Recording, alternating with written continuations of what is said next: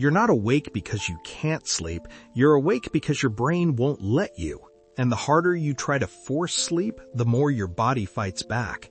Most people think insomnia means your body isn't tired, but the real problem is much more frustrating, and I'll prove it to you in a second.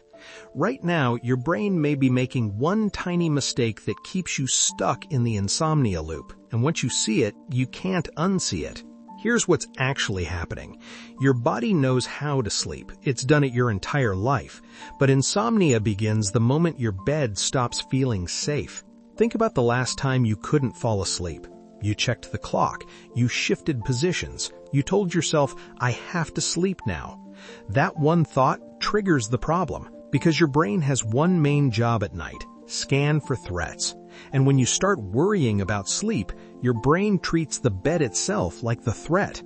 This is where most people unknowingly make things worse. You lie there longer, you try harder, you beg your body to shut off, but your nervous system hears pressure, not relaxation, and pressure activates survival mode. Your heart rate ticks up, your muscles tighten slightly, stress hormones like cortisol begin to rise, not enough to feel dramatic, but enough to keep your brain on high alert.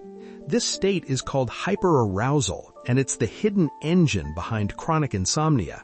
But here's the twist most people miss. Even when insomniacs finally fall asleep, their brain often stays partially on guard, which means you can sleep for 7 or 8 hours and still wake up wrecked. If you've ever thought, I slept but I don't feel rested, this is why. Your brain never fully powered down. Now here's where the cycle becomes brutal. After a bad night, what do most people do the next evening? They worry about sleep earlier, they watch the clock more, they try even harder.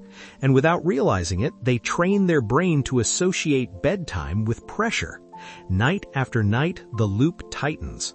But insomnia usually doesn't start this way. For most people, it begins with something completely normal. Stress from work, travel disrupting your schedule, a few nights of poor sleep. Normally, your body would recover. But for some people, one thought flips the switch. What if I can't sleep again tonight?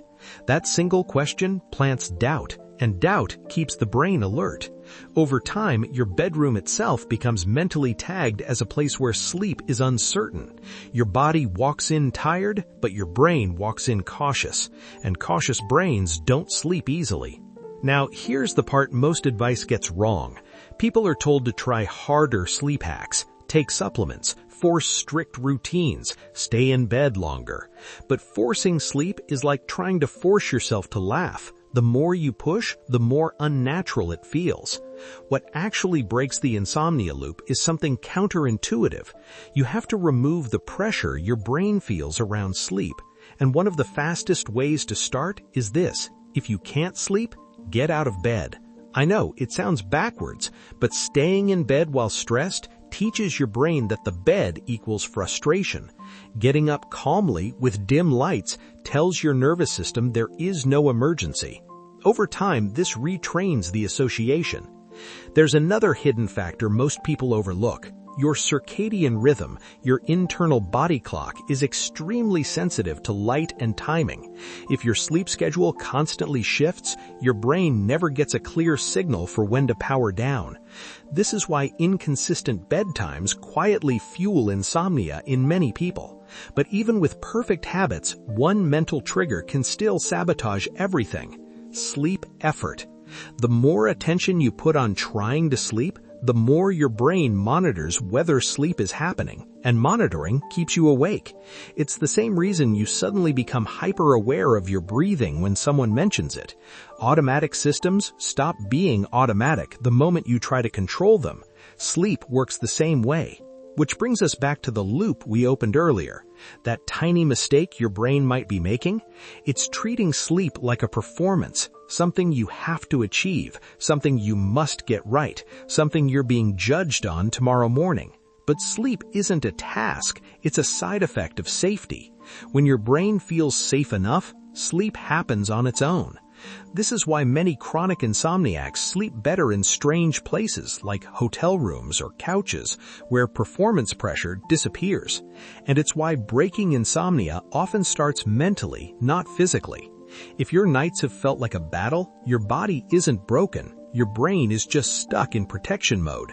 And the moment you start removing the pressure signals your brain is reacting to, the loop can begin to loosen. Not instantly, not magically, but predictably. Because your body already knows how to sleep. It's just waiting for the signal that it's finally safe to let go.